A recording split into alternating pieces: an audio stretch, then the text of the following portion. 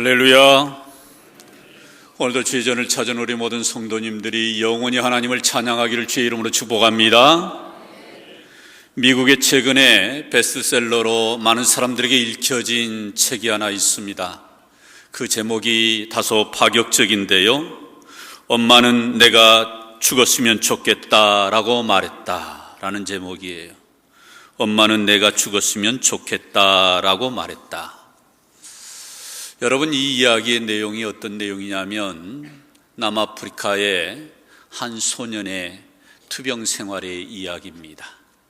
그는 12살에 그가 생각지도 못한 크리스토쿠스 뇌막염에 걸려서 온몸이 마비가 되어버린 겁니다. 12살에 온몸이 마비가 되어서 손 하나 까딱할 수 없는 식물인간으로 변한 거죠. 그런 가운데 4년 만에 기적적으로 의식이 돌아온 겁니다.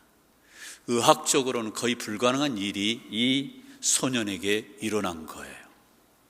그런데 의식은 돌아왔지만 나의 움직여지는 것은 여전히 식물인간처럼 손 하나 까딱이 안 되는 거예요.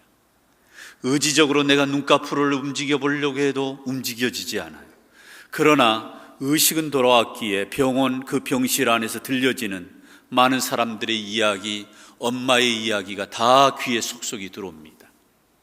그러기를 무려 9년이라고 하는 세월을 보냅니다. 여러분, 9년의 세월 길지요. 우리의 자식이, 우리의 손주가 초등학교 입학을 해서 초등학교 6년의 과정과 또 중학교 3년의 과정, 이 정도의 긴 세월을 그저 몸 하나 제대로 움직이지 못하는 식물인간으로 9년을 누워있는 거예요. 의식은 돌아왔지만 이 의식이 돌아왔음을 어머니에게, 주변의 사람들에게 알릴 길이 없는 겁니다. 우리가 긴 병에도 효자가 없다고 말하지만 이 긴 질병 가운데 아파하는 이 자식 앞에 어머니는 지친 겁니다. 병원비가 너무나도 많습니다. 거기에다가 여러 가지 생계형으로 살아야 되는데 이 아이에 묶여 있는 거예요. 그러다 보니 어떻게 합니까? 간병인도 써보고 그러면서 이 아이를 이렇게 간병하는데 별 의미를 못 느끼는 거죠. 그래서 어머니는 자살까지 시도합니다. 그러나 차마 아들 말틴을 놔두고 죽을 수가 없어서 괴로워해요. 그리고 어느 날 이 어머니가 이 말틴이라고 하는 이 16살짜리 이 아이에게 말을 한 겁니다. 의식적으로 어머니의 목소리가 분명하게 들립니다. 뭐라고 얘기하느냐? 엄마는 네가 죽었으면 좋겠다. 엄마는 네가 죽었으면 좋겠다. 여러분, 너는 빨리 죽어야 돼. 이 소리가 들린 이 마틴에게는 너무너무 충격인 거예요. 그래서 그가 이렇게 기록을 했습니다. 엄마가 그렇게 말하는 순간 온 세상이 아늑하게 느껴졌습니다. 나는 엄마가 고요한 방 안에 나를 두고 나가는 모습을 멍하니 지켜보았습니다. 그날 엄마가 바라는 대로 해주고 싶었습니다. 도무지 견딜 수 없는 말을 듣고 있자니 이제 그만 내 삶을 내려놓고 싶었습니다. 그러나 어떻게 해요? 움직일 수가 없는 거예요. 엄마의 말대로 네가 죽었으면 좋겠다라는 이 말대로 내가 먼저 죽기를 원하고 자살하기를 원하는데 자기 목숨을 끊을 수 없는 거예요. 왜요? 움직일 수가 없기 때문에. 너무나도 아픈 상처를 가지고 계속해서 세월이 갑니다. 그러는 가운데 간병인이 바뀌어요. 그리고 이상하게 이 간병인은 나를 대하는 태도가 다른 거예요. 식물인간으로 목석같이 누워있는 자기를 향하여 말을 걸어옵니다. 최선을 다하는 거야. 알았지? 듣고 있니? 야, 유리창을 봐봐. 따스한 햇살이 이렇게 아름답게 내리쬐고 있어. 저 들에서 들리는 저 새소리가 들리니? 말을 걸어오는 거예요. 여러분, 이 말틴에게는 있어서 말을 걸어오는 이 버나라고 하는 간병인의 목소리는 자기 삶의 한 가닥 희망인 거예요. 나 같은 사람에게 말을 걸어오다니, 내가 지금 의식하고 있는데 이걸 알고 말을 할 걸까? 말을 한 건가? 생각했어요. 눈을 깜빡거리고 이 번화를 유심히 쳐다보는데 이 번화도 왠지 느낌이 마틴이 움직이고 자기 말을 알아듣는 것 같은, 의식이 있는 것 같은 느낌을 받습니다. 그래서 어머니를 붙잡고 어머니, 마틴이 내 말을 알아듣는 것 같아요. 마틴의 의식이 있는 것 같아요. 어머니는 믿어주지 않은 거예요. 의사를 향하여서도 선생님, 이 아이가 지금 의식이 있는 것 같아요. 거의 불가능하기 때문에 귀뚱으로도 듣지 않습니다.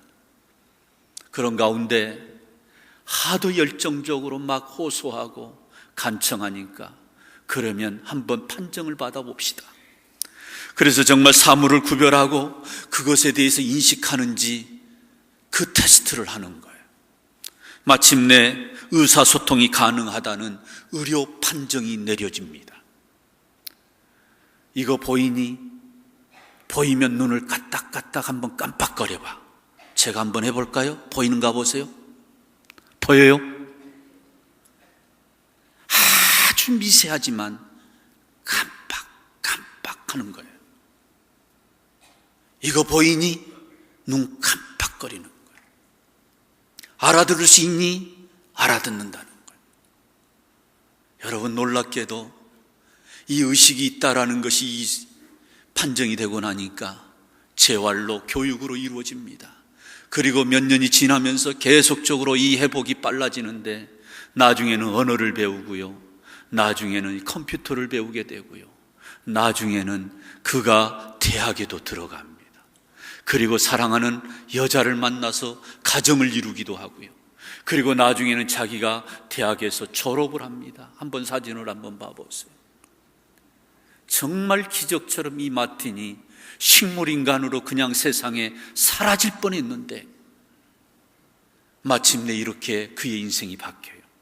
학위를 받고 그리고 나서 그는 웹 디자이너로 그는 활동하게 되는 거예요. 그러면서 책을 낸 게 엄마는 내게 이렇게 내가 죽었으면 좋겠다 이렇게 말했다라는 책을 쓴 거예요. 여러분, 여기에 대단히 우리에게 감동이 되는 한 부분이 바로 이 버나라고 하는 간병인입니다. 비록 누워있는, 그래서 사람 구실을 못하는 이 사람을 향하여 인격적으로 이 버나가 마틴에게 오늘도 하루가 시작된다. 듣고 있니? 새소리가 들리니? 계속적으로 말을 걸어오면서 첫 마디가 최선을 다하는 거야. 알았지? 이 마틴은 살아보겠다고 하는 그 의지가 불태워지고 자기 움직여지지 않은 이 근육을 막 움직여보려고 몸부림치고, 그래서 마침내 한 사람의 그 관심과 그 사랑으로 내가 이렇게 일어서게 되었다라고 하는 그런 고백을 하는 거예요. 여러분, 저는 이 책의 내용을 보면서 우리 인간의 한 단면을 보는 것 같습니다. 때로는 내가 낳은 자식도 내가 삶에 너무 무게가 힘들어서 힘에 부치면 포기할 수 있다라고 하는 이 어머니의 마음, 그런 가운데에 또 한 사람은 끊임없이 이 아이에게 말을 걸어오면서 포기하지 않고, 그래서 마침내 그 아이가 자기의 말을 알아듣는 것 같은 그러한 관심 속에 이 아이가 일어나게 되고, 그리고 활동하는 모습을 보면서 감격해하는 이 모습 속에 여기에 우리 인생이 들어있지 않습니까? 우리가 지금까지 살아가면서 수많은 사람들의 공통된 관심사는 무엇일까요? 동서남북의 수많은 세계의 사람들이 하루 열심히 살아가는데 그 열심 속에, 그 바쁨 속에 우리의 관심사가 무엇일까요? 그것은 누군가로부터 내가 관심받고 사랑받는 것이지요. 드라마를 봐도, TV를 봐도, 소설을 봐도, 노래를 들어도, 음악을 들어도 그 모든 주제는 바로 사랑입니다. 그런데 이상하게도 우리의 사랑은 이기적인 사랑이에요. 그래서 이 이기적인 사랑은 내 중심의 사랑입니다. 나의 마음을 이해 못해주면 섭섭해하고요, 나를 사랑해주면 좋아하지만 나를 사랑해주지 않으면 우리는 왠지 그 사람에 대해서 배신감을 느끼게 되고, 심지어는 어떤 상처되는 말이 되면 그것이 내 삶 속에서 상처로 남아서 오랫동안 고통을 당하는 것이 바로 사랑 때문에 그런 것입니다. 그래서 우리의 사랑은 이기적입니다.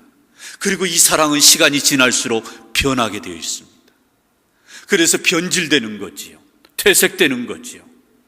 또 어떤 환경에 따라서 우리의 사랑은 얼마든지 조건으로 바뀌게 되기도 합니다. 배경이 좋으면, 환경이 좋으면 내가 그 사람을 좋아하고 사랑하게 되는 것이지요. 그러나 그 사람의 형편이 어려우면 우리는 그 사람에 대한 사랑과 관심이 식어지는 거예요.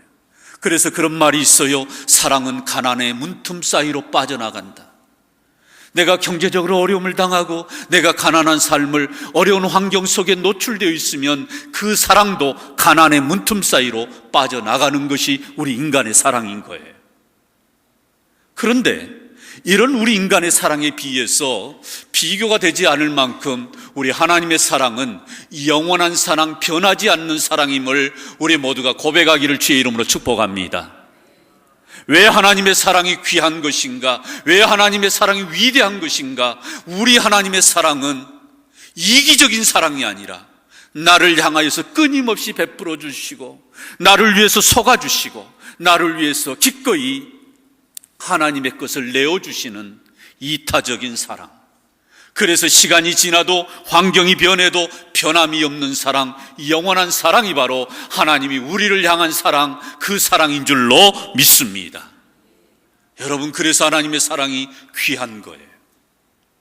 그런 의미에서 오늘 본문의 말씀, 이 이사야 49장 15절의 이 말씀은 대단히 우리에게 중요한 하나님의 사랑을 이렇게 표현해 줍니다. 일종의 사랑의 세레나데라고 표현할 수 있어요. 하나님이 사랑하는 대상을 향하여서 하나님이 먼저 노래를 부르는 것입니다. 내가 하나님을 사랑하니까 하나님이 내 사랑을 보고 그 정도를 받으시고, 그래 나도 너 사랑한다, 이런 기브 앤 테이크의 사랑이 아니라 일방적으로 하나님이 나를 향하여서 내 고백과 상관없이, 내 형편과 상관없이 하나님이 나를 향하여서 사랑의 노래를 부르는 거예요. 오늘 15절의 말씀을 우리 한번 같이 봉독합니다. 함께 봉독합니다. 자기 태에서 난 아들을 긍휼히 여기지 않겠느냐? 그들은 혹시 잊을지라도 나는 너를 잊지 아니할 것이라. 아멘.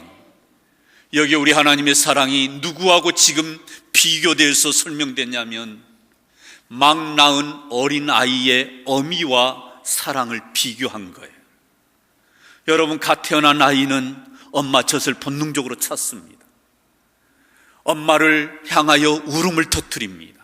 그러면 이 엄마는 이 핏덩이 같은 이 자식에게 젖을 물리면서 그 울음을 달랩니다. 그래서 늘 이 엄마는 이 어린 아이를 바라보면서 하루 24시간 온통 생각이 이 자식에게 집중되어 있어요. 열이 오르지는 않았을까? 젖은 잘 먹고 있는가? 변은 제대로 보는가? 늘 이 어린 아이를 살피는 것이 그게 어미의 본성입니다. 이게 모성애예요. 그래서 우리 주님도 그러한 모성애를 이렇게 표현합니다. 여인이 어찌 그 젖 먹는 자식을 잊겠으며 자기 태에서 난 아들을 긍휼히 여기지 않겠느냐. 그런데 문제는 더러더러 많은 어미들 가운데는 자식을 잊는다는 거예요. 그 다음 구절을 보니까 혹시 잊을지라도, 여러분, 그들은 혹시 잊을지라도, 우리가 사는 세상의 비애 가운데 하나는 살기 좋은 환경으로 역사는 계속해서 발전해 가는데, 문화도 발전하고 문명도 발전되어 가는데 끊임없이 미아는 더 많아지고 있다라는 거예요. 버려지는 아이들이 갈수록 그 숫자가 늘어난다는 거예요. 여러분, 이것이 심각한 문제입니다. 과거에는 먹을 것이 없어서 하나의 식구라도 줄이기 위해서 고아원에다도 맡기고요, 입양도 보내고요, 그러면서 수많은 그러한 어려움 가운데서 때로는 부모가 자식을 포기한 적도 있어요. 그러나 지금은 더 이러한 일들이 많아지고 있다는 거예요. 그런데 문제는 그 자식을 버릴 때 아무 감정 없이 그냥 버려버린다는 거예요. 여러분, 터피감으로 가끔씩 뉴스에 나오잖아요. 자식을 쓰레기통에 버리고요, 그래서 그것을 개가 물어다가 이렇게 파출소에 갖다 주는 사건. 여러분, 이것이 부모의 사랑의 한 단면입니다. 물론 우는 아이를 향하여 젖을 물리고 그 아이가 어떤 어려움에 처하면 당장 달려가는 것이 부모의 모성애고 부성애지만 어떤 상황으로 우리가 버릴 수 있다는 거예요. 그런데 그럼에도 불구하고 우리 하나님은 나는 너희들을 잊지 아니할 것이라. 할렐루야. 그렇다면 하나님은 도대체 우리가 무엇이 하나님 보시기에 예뻐 보이는 것이 있어서 우리를 잊지 아니한다고 하실까? 그 해답이 16절에 나와 있습니다. 우리 한번 16절을 한번 읽습니다. 내가 너를 내 손바닥에 새겼고 너를 성벽이 항상 내 앞에 있나니. 여러분, 여기에 대단히 중요한 우리 하나님의 사랑의 표현이 나옵니다. 내가 너를 내 손바닥에 새겼고. 여러분, 한번 이 시간에 손바닥을 한번 봐보십시다. 제가 어제도 설교 준비하면서 제 손바닥을 봤어요. 하나님이 하나님의 손바닥에 나를 새겼대요. 이 손바닥에 새길 수 있는 뭐가 있을까요? 여러분, 손바닥을 자세히 들여다보면 뭐가 보여요? 어디 가서 많이 보셨어요? 어떻게 손금이 금방 나오네요? 네, 손에 금이가 있습니다. 여러분, 놀라운 것은 이것이 쥐었다 폈다 해서 생겨지는 주름이 아니랍니다. 이것은 또 하나의 우리의 고유남바랍니다. 그래서 우리가 성년이 되면 주민등록증을 만들 때 여러분, 우리가 지문 날인을 하지요. 참 신기한 것은 이 지문은 다 개별적으로 다르다라는 거예요. 얼마만큼 다르냐? 640억 분의 1이랍니다. 놀리지도 않아요. 640억 분의 1이면요, 우리 지금 지구상의 전 세계 인구가 70억 또는 학자들마다 73억 그렇게 얘기합니다. 이것을 조금 더 크게 잡으면 10배가 더 많다는 거예요. 이 지구상에 이렇게 많은 사람들이 살고 있는데 이 숫자 가지고도 부족하다는 거예요. 이 숫자보다 더 많은 640억의 인구 중에 나 한 사람의 지문이 하나밖에 없다는 거예요. 그만큼 우리의 지문은 아주 유일한 것입니다. 그러므로 이 지문 인식이 시큐리티에서, 이제는 보안업체에서 이걸로 지문 인식으로 어떤 문을 열기도 하고 닫기도 하는 그런 보안 인식으로 이것이 사용되기도 합니다. 그리고 이미 이것을 아는 범죄학에서는 이 지문을 가지고 범죄자를 추적하는데 가장 결정적인 단서로 이 지문을 꼽습니다. 왜요? 하나밖에 없는 거예요. 나와 동일한 지문이, 비슷비슷한 지문이 있을 것 같은데 없어요. 그러므로 이 지문은 독특한 것입니다. 유일한 거예요. 이 손바닥에 내 지문 하나가 등고선으로 그려져 있는 이 알 수 없는 기기묘묘한 이 손바닥에 이 지문들이 나 혼자만 이 지구상에 가지고 있다는 거예요. 그런데 우리 하나님도 하나님 손바닥에 우리 한 사람 한 사람을 거기에다가 새겨 놓으셨다는 거예요. 여러분, 이 하나님의 손바닥에 새겨 놓았다라는 것은 끊임없이 언제든지 쉽게 볼 수 있는 것이 바로 손바닥이잖아요. 그렇습니다. 내가 너를 잊지 아니하겠다라고 하는 이 신앙의 고백으로 우리가 지금 고백되어지는 이 말씀 가운데 하나님은 내가 너를 내 손바닥에 새겼고, 한 사람 한 사람 우리 개개인의 인생이 하나님의 장중에 하나님의 손바닥에 새겨져 있는 줄로 믿습니다. 그래서 나의 모든 생사화복이 누구의 손에 달려 있어요? 하나님의 손에 달려 있는 것입니다. 여러분, 이 하나님이 손바닥에 새겼다라고 하는 것은 나를 하나님은 결코 잊을 수도 없다라는 말씀입니다. 결코 잊을 수 없다라고 하는 말은 바꿔 말하면 나는 너의 모든 것을 안다라는 거예요. 네 안고 일어섬을 알고, 네 형편을 알고, 네가 어떻게 살아왔는지를 알고, 너는 지금 어떤 아픔 가운데 있는지 나는 내가 네를 손바닥에 새겨놨기 때문에 안다라는 거예요. 그래서 다윗이 뭐라고 고백하느냐? 시편 139편 1절로 4절에서 그는 이렇게 노래합니다. 우리 한번 같이 봉독합니다. 여호와여, 주께서 나를 살펴보셨으므로 나를 아시나이다. 주께서 내가 앉고 일어섬을 아시고 멀리서도 나의 생각을 밝히 아시오며 나의 모든 길과 내가 눕는 것을 살펴보셨으므로 나의 모든 행위를 익히 아시오니 여호와여, 내 혀의 말을 알지 못하는 것이 하나도 없으시니이다. 아멘. 여러분, 저는 이 청년 시절에 이 시편 139편을 이렇게 묵상하면서 너무너무 많이 울었어요.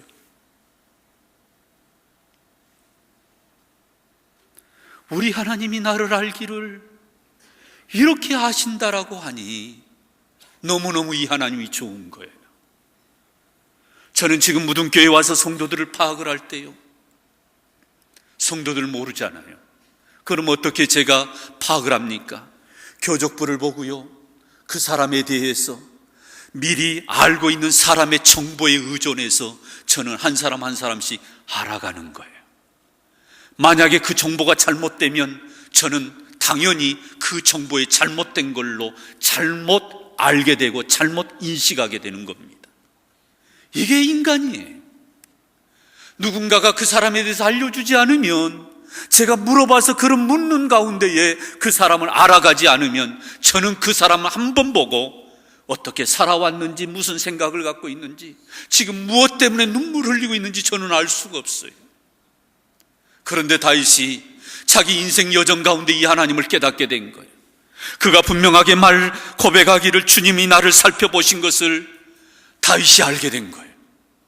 내가 지금 어떤 형편에 있는지 하나님이 늘 나를 살펴보시고, 그리고 나의 생각을 밝히 아시고, 나의 앉고 일어섬을 아시고, 내가 저 바다 끝에 거할지라도 하나님 거기 계셔서 내가 어떻게 사는지를 알고 계시고, 내 혀에 말하는 것을 하나님은 못 알아들으시거나, 내가 지금 무슨 말씀으로 하나님 앞에 기도하는데 그 말씀을 우리 주님이 못 알아들으시는 분이 아님을 고백하는 거예요.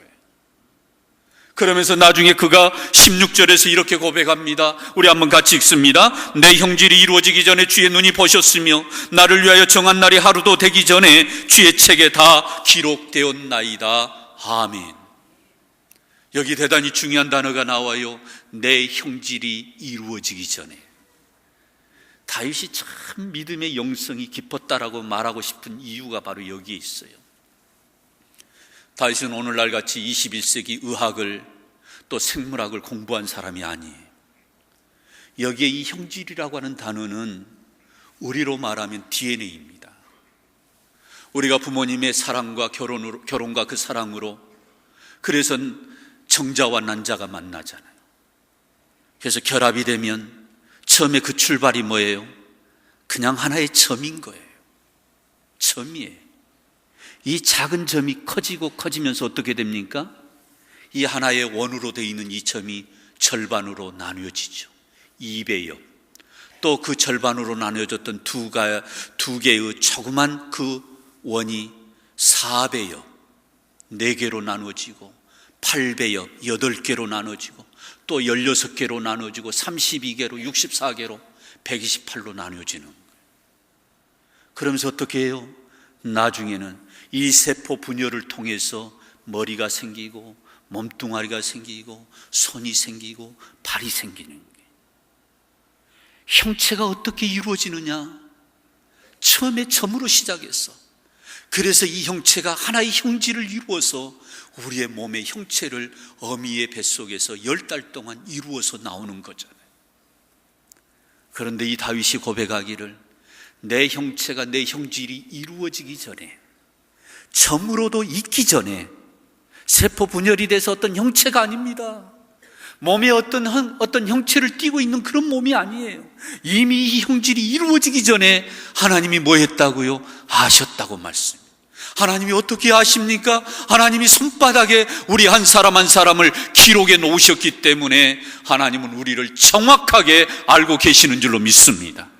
어떤 주민등록 등본을 띄워봐가지고 네가 오씨 가문이다, 박씨 가문이다, 이씨 가문이다 해서 나를 아시는 것이 아니라, 어떤 누군가의 정보에 의해서 하나님이 그래 네가 그렇게 살았니, 이제 내가 너를 기억할게, 그렇게 해서 아시는 것이 아니라, 우리는 이 땅에 태어나기도 이전에, 내 형체가 이루어지기 이전에 우리 하나님은 손바닥에 기록해 놓으셨기 때문에 만세 전부터 우리를 아시는 줄로 믿습니다.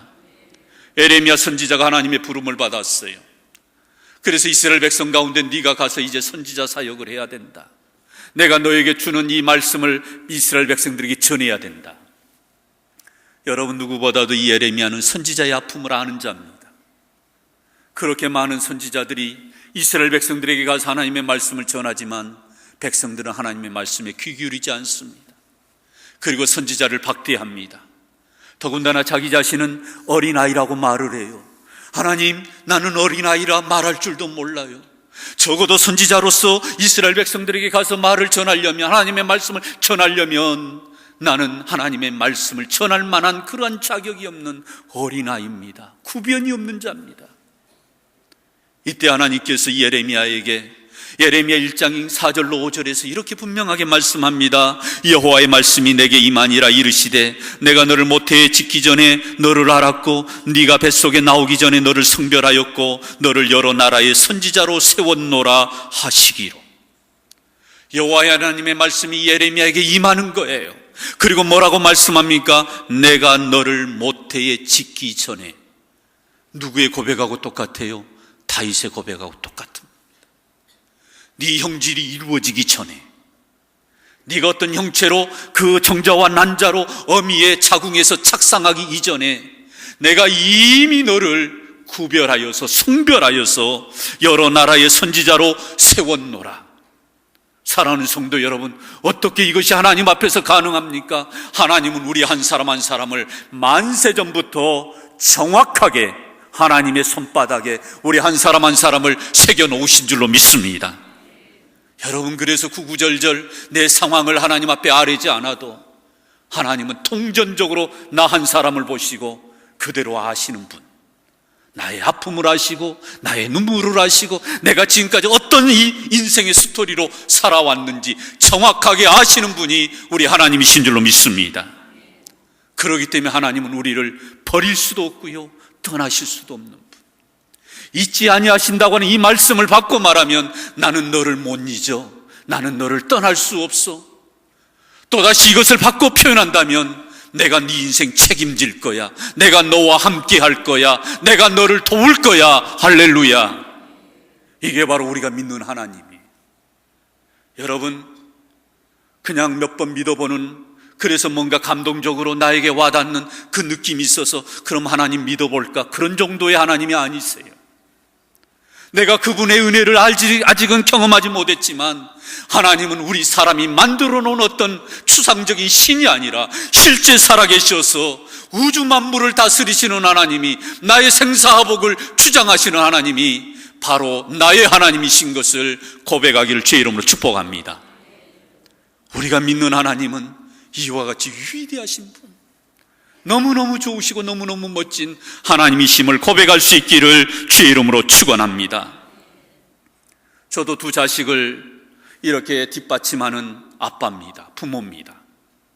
그런데 하루하루 일상의 삶을 살다 보면, 바쁘게 살다 보면 자식들을 잊어버려요. 서울에 딸이 있고 아들이 목포에 있어요. 그전에는 내 품 안에 있을 때는 늘 눈에 보이니까 그래 잘 갔다 왔어? 그리고 늘 그냥 아들, 딸 보면서 그렇게 지내왔는데요, 지금은 떨어져 있으니까 몇 달에 한 번 보고요, 몇 주에 한 번 보다 보니 자꾸 멀어지다 보니까 잊어지더라고요. 아, 맞아, 오늘 우리 애들 어떻게 지냈지? 2, 3일이 지나서야 가족 카톡방을 보고 뭔가 본 어떤 흔적이 있으면 아직은 살아있네, 그렇게 제가 확인하는 거예요. 여러분, 우리는 다 그런 존재예요. 살다 보면 잊고 지내는 거예요. 사실 저도 불효자입니다. 저를 낳아주신 어머님, 어떤 효자들은 매일매일 전화를 드리는데 저는 그렇게 못했어요. 해남에 계신 어머니를 집으로 모셔왔어요. 근데 요즘 너무 좋아요. 그냥 주무실 때 어머니 주무세요, 일어나셨으면 어머니 잘 일어나셨어요, 무난하고. 또 같이 식사하고 그냥 늘 살필 수 있어서 제 눈앞에 어머니가 보여서 그래서 좋아요. 그런데 돌이켜보니까 제가 그렇게 못한 거예요. 우리 인간은 그런 거예요. 엄마가 내게 말했다. 나는 네가 죽었으면 좋겠어. 이게 우리 인간의 한계입니다. 그런데 우리 하나님은 우리를 결코 잊으실 수 없으신 분, 결코 우리를 떠나시거나 버릴 수 없으시는 치명적인 약점을 갖고 계신 분이 하나님이세요. 왜요? 우리를 하나님의 손바닥에 새겨놓으셨기 때문에 끊임없이 하나님은 그 손바닥을 보시고 우리를 바라보고 계시는 줄로 믿습니다. 야곱이 아버지를 속이고 형님 에서를 속여서 그 장자권을, 축복권을 가져왔어요. 나쁜 아들이지요. 그리고 형 에서의 분노에 그는 도망을 갑니다. 그러다가 수꽃이라고 한 곳에 하룻길을 거기에 가다가 머물러서 잠을 자는데 하나님이 꿈으로 보여줍니다. 하늘의 사닥다리를 보면서 하나님께서 들려주시는 음성이 이 창세기 28장 15절에 이렇게 나와 있어요. 우리 함께 봅니다. 내가 너와 함께 있어 내가 어디로 가든지 너를 지키며 너를 이끌어 이 땅으로 돌아오게 할지라. 내가 내게 허락한 것을 다 이루기까지 너를 뭐하지 아니하리라? 뭐하지 아니하리라? 떠나지 아니하리라. 할렐루야. 야곱이 비록 도망가는 인생, 그가 나쁜 짓을 하고 도망가는 인생인데도 불구하고 하나님은 야곱을 떠나지 않는다고 말씀해요. 우리의 사랑이 왜 이기적인가요? 저 사람이 나한테 실수하면, 저 사람이 나에게 상처를 주면 우리는 그 사람을 싫어합니다. 이게 사람의 사랑이에요. 이게 사람의 방식입니다. 그런데 우리 하나님은 불경스러운 표현이지만 미련할 만큼 우리를 끝까지 사랑하는 거예요. 죄 지어도 하나님은 나를 포기하지 않으시고요, 내가 실패해도 하나님은 나를 떠나지 아니하시고, 여전히 하나님은 끝까지 나를 떠나지 아니하시고 나를 버리지 아니하시는 하나님이신 줄을 믿습니다. 여호수아가 모세의 뒤를 이어서 이제 드디어 이스라엘 백성들 200만 명이 넘는 사람을 데리고 가나안 땅에 들어가야 돼요. 여러분, 이 길은 너무너무 힘든 길입니다. 앞으로 다가올 수많은 부족들과의 전쟁이 있습니다. 백성들은 전쟁 앞에서 놀라서 다 도망갈 것이 뻔한데, 하나님, 내가 이 엄청난 이 사람들을 데리고 어떻게 가나안 땅에 들어가겠습니까? 두려움이 몰려온 거예요. 그때 하나님이 뭐라고 말씀하시는가? 여호수아서 1장 5절 말씀입니다. 한번 같이 읽습니다. 너의 평생에 너를 능히 당할 자가 없으리니 내가 모세와 함께 있었던 것 같이 너와 함께 할 것임이라. 내가 너를 떠나지 아니하며 뭐하지 아니하리니 버리지 아니하리니. 그렇습니다. 하나님의 사랑은 일관성이 있습니다. 하나님 아침 저녁으로 변하는 그런 변덕의 하나님이 아니라, 네가 그 길을 걸어갈 때 너의 스승 모세와 내가 함께한 것 같이 내가 너와 함께할 것이라. 그래서 내가 너를 떠나지 아니하며 너를 버리지 아니할 것이라고 우리 하나님은 이렇게 우리를 위로하시는 줄로 믿습니다. 이 우리를 사랑하신 하나님의 사랑이 가장 클라이막스로 가장 절정을 이루는, 가장 구체적으로 우리에게 보여준 사건이 뭐예요? 예수 그리스도죠. 이 땅에 예수 그리스도가 오심으로 마침내 하나님의 사랑이 구체적으로 나타난 사건이 바로 십자가의 사건입니다.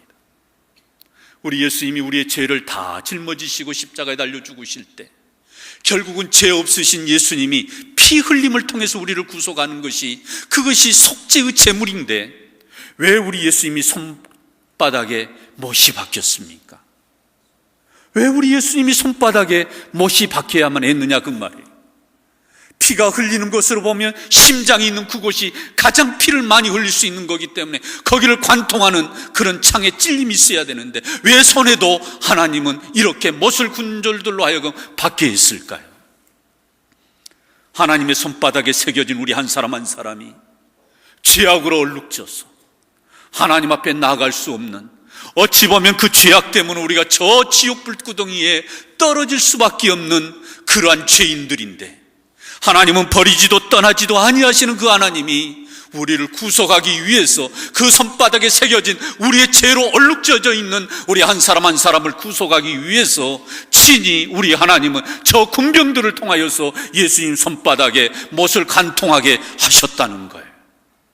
그래서 어떻게 해요? 우리 모두를 구속한 거지.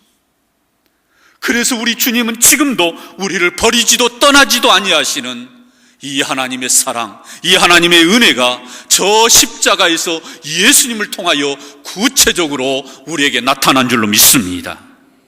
그래서 우리 예수님이 그 평소에 이러한 모습으로 우리에게 요한복음 14장에서 말씀합니다. 같이 봉독합니다. 내가 너희를 고아와 같이 버려두지 아니하고 너희에게로 뭐하리라? 오리라. 할렐루야. 여러분, 부모들은 자식을 버려서 그래서 수많은 고아들이 미아들이 있어요. 아니, 지켜준다고 하지만 내 능력이 안 돼가지고 잃어버린 미아들도 너무나도 많습니다. 그러나 우리 예수님은, 우리 하나님은 분명히 말씀합니다. 나는 너희를 고아와 같이 버려두지 아니하며. 여러분, 그것이 우리 하나님의 사랑이에요. 지금 어떤 환경이 있습니까? 많은 사람들의 사랑에 목말라 하고 있습니까? 누군가가 나를 사랑해 주지 아니해서 외로움 가운데 있습니까? 누가 나에게 상처 주는 말로 인하여서 그 상처 때문에 그래서 내가 지금도 속상하고 그것 때문에 눈물 짓고 있습니까? 사람들은 그럴 수 있어요. 그러나 우리 하나님은 우리를 고아와 같이 버려두지 아니하시고 우리를 끝까지 책임지시는 이 하나님을 바라볼 수 있기를 주의 이름으로 축원합니다. 우리가 왜 대강절을 보냅니까? 이 주님을 우리가 기다리는 거예요. 손바닥에 새기시고 나를 잊지 아니하시고 나를 떠나지 아니하시고 나를 버리지 아니하시는 그 주님을 우리는 이 대강절에 우리가 경건함으로 기다릴 수 있기를 주의 이름으로 축원합니다. 존귀하신 아버지 하나님, 내가 너희를 고아와 같이 버려두지 아니하고 너희에게로 오리라. 이 말씀 붙들고 하나님 손바닥에 새겨진 내 인생을 하나님이 책임지시고 나와 함께 하시고 버리지도 떠나지 아니하시는 이 사랑 앞에 우리도 이 사랑으로 우리 하나님 앞에 다가가는 우리 온 성도들 되게 하여 주시옵소서. 예수님 이름으로 기도드리옵나이다. 아멘.